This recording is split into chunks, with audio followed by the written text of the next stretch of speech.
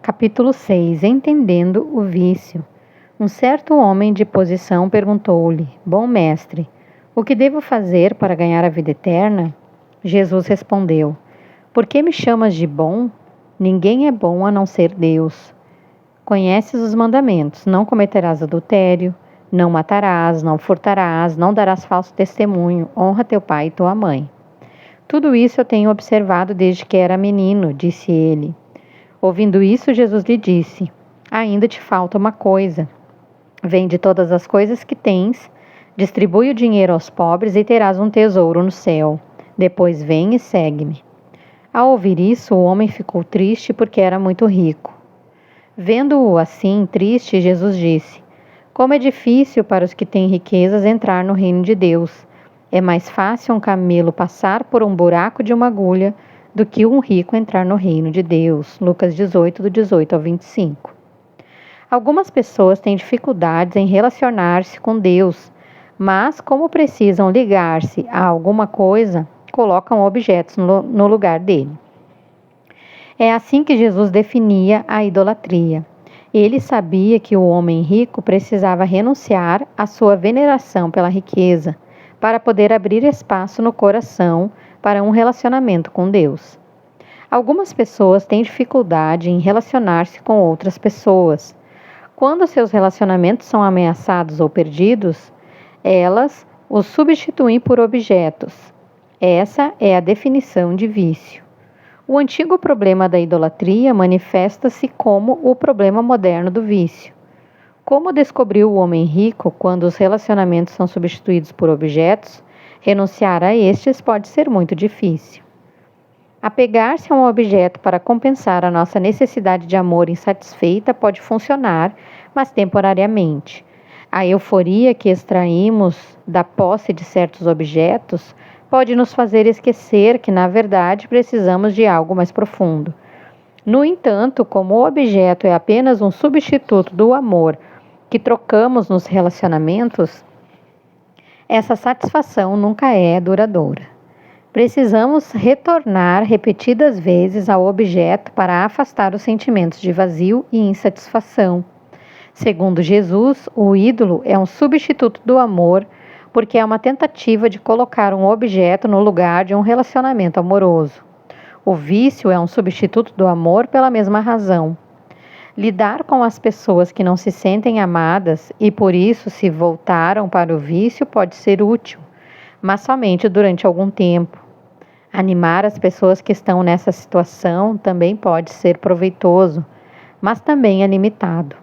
Apenas uma coisa é capaz de curar o vício humano e expulsar a idolatria: o amor genuíno. Os seres humanos só ficam satisfeitos quando experimentam o que é autêntico. O vício e a idolatria. Onde estiver o vosso tesouro, aí estará também o vosso coração. Lucas 12, 34. Tim era um empresário inteligente e bem-sucedido que veio fazer terapia por insistência da mulher. Não havia problema entre os dois, mas o casamento estava monótono. Logo descobri que as queixas da mulher de Tim estavam relacionadas ao fato de o marido, apesar de presente fisicamente, ficar distante bebendo uma quantidade de uísque que o deixava sonolento e incapaz de conversar sobre questões mais profundas. Ele se justificava dizendo que esta era sua maneira de relaxar e lidar com o estresse. Ela reclamava, acusando-o de estar encobrindo os seus sentimentos que ela queria muito conhecer.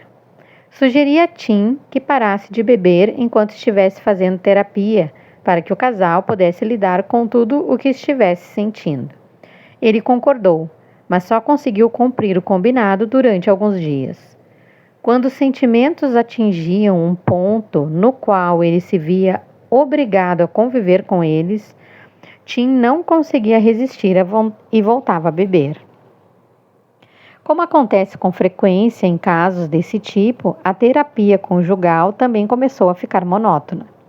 Se as pessoas não conseguem expor seus verdadeiros sentimentos, nem mesmo a melhor terapia é capaz de produzir os resultados. O ponto crítico aconteceu quando eu disse a Tim que não achava que a terapia iria poder ajudá-lo enquanto ele continuasse a beber. Infelizmente, apesar de se perceber que estava destruindo seu relacionamento comigo e com a mulher, Tim não conseguiu parar. Sugeri que fosse a uma reunião dos alcoólicos anônimos, mas ele se recusou. Em vez de lidar com seus sentimentos, Tim voltou-se para o uísque. Embora nunca fosse capaz de admiti-lo, a bebida passava a ocupar um lugar tão importante na sua vida que psicologicamente havia se tornado um vício e espiritualmente se transformara no seu Deus. Não sei como as coisas transcorreram depois para Tim, porque ele encerrou a terapia antes de conseguir mudar. Como um homem rico na parábola de Jesus, ele simplesmente foi embora. Podemos escolher entre as coisas e os relacionamentos. Quando elegemos as coisas, submetemo-nos a nossa vida a deuses que nos escravizam em vez de nos libertar. Jesus não tinha uma palavra para o vício, não tinha uma palavra para vício, mas ele compreendia que quando criamos deuses que exigem a nossa atenção a ponto de destruirmos os nossos relacionamentos, certamente estamos com graves problemas. A palavra que ele usava para isso era idolatria. Jesus disse algo ao homem rico: vende todas as coisas que tens, distribui o dinheiro aos pobres. Jesus desejava que o homem percebesse que as suas coisas ocupavam o centro do seu interesse. O homem tinha substituído um relacionamento genuíno com Deus por coisas. Ele se viciara nos seus ídolos. Princípio espiritual: nenhum substituto do amor perdura. O problema com as drogas. É mais fácil um camelo passar por um buraco de uma agulha do que um rico entrar no reino de Deus. Lucas 18, 25. O motivo pelo qual as pessoas não conseguem abandonar os seus vícios é o fato de eles funcionarem temporariamente. Voltar-se para algo que produz repetidamente uma espécie de conforto dá às pessoas uma falsa sensação de segurança.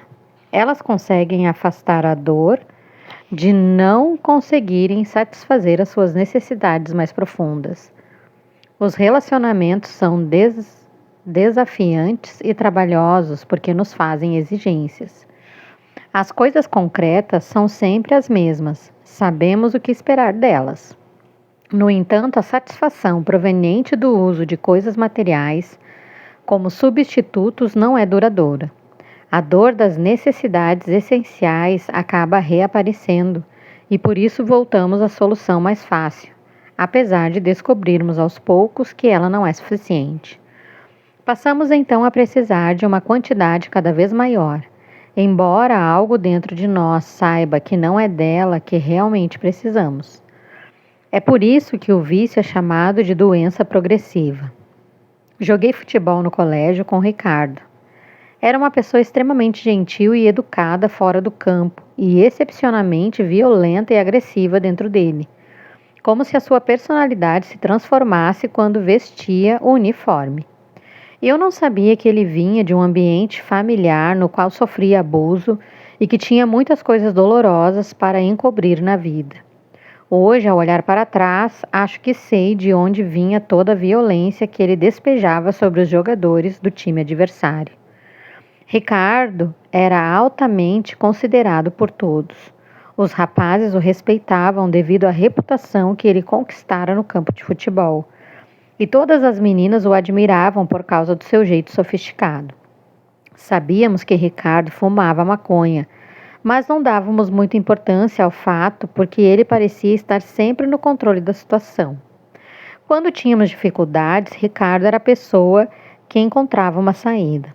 Todo mundo queria ser seu amigo. Vários anos depois de me formar, fui visitar a minha cidade natal. A perspectiva de ver Ricardo me deixava animado e eu esperava com prazer o nosso encontro. Tragicamente, eu não poderia ter ficado mais desapontado. Tudo indicava que Ricardo passara a fazer uso mais intenso das drogas e voltara-se para substâncias mais pesadas. Às 10 da manhã, ele não conseguia permanecer alerta o suficiente para manter uma conversa. Sua mente divagava enquanto conversávamos. E o que ele falava frequentemente não fazia muito sentido. Disse que não estava trabalhando naquele momento e tive a impressão de que estava tendo dificuldade em conseguir um emprego fixo. O rapaz que eu tanto admirava deixara de existir.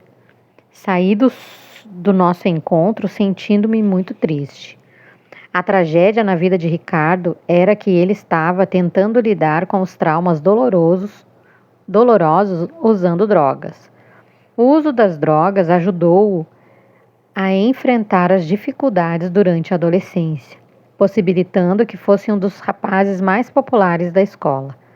No entanto, ser capaz de enfrentar problemas não é o mesmo que resolvê-los. Os demônios acabavam voltando e ele precisava de uma estratégia mais eficiente para enfrentá-los, porque a antiga droga não estava mais funcionando. Ricardo apelava para uma substância material, procurando lidar com sentimentos que só podiam ser examinados e resolvidos nos relacionamentos com outras pessoas. Tal como o homem rico que foi incapaz de renunciar ao apego à riqueza material, Ricardo estava dominado pelo vício devido à euforia que as drogas lhe proporcionavam. Quando a euforia diminuía, Ricardo voltava ao altar do seu vício em busca de outro adiamento temporário da sua dor. Tal como Jesus previu, é muito difícil desistir de qualquer tipo de idolatria. Jesus sabia que quando passamos a nos apoiar em coisas materiais para nos sentirmos seguros, é muito difícil desistir delas. Foi isso que ele quis transmitir quando disse que é mais fácil um camelo passar pelo buraco de uma agulha do que um rico entrar no reino de Deus. Ele não estava falando a respeito de dinheiro e sim de idolatria. É fácil viciarmos-nos em coisas materiais e acreditar que elas podem substituir as nossas necessidades emocionais. Quando nos viciamos nelas, é muito difícil largá-las. Princípio espiritual. O problema das drogas é que elas nos fazem sentir melhor, apenas temporariamente.